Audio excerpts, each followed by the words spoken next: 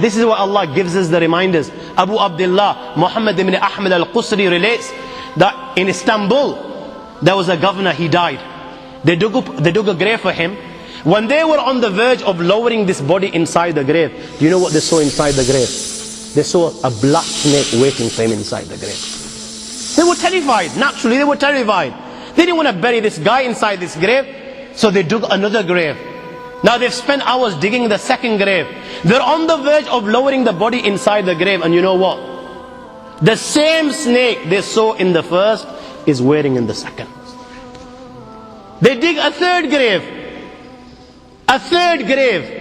And they find, when they're on the verge of lowering this grave, all of a sudden, out of the blue, they find the same black snake inside the grave.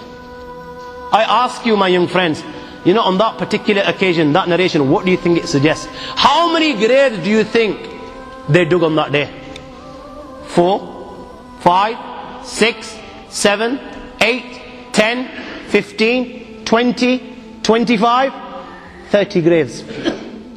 The narration says that on that day they dug about 30 graves. Every time the grave was dug and they were on the verge of lowering this body inside the grave, they would find the same black snake waiting.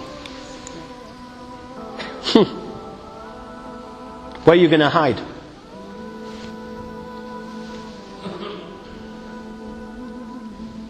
It doesn't come any clearer than this. Where are you going to hide? Where? Allah.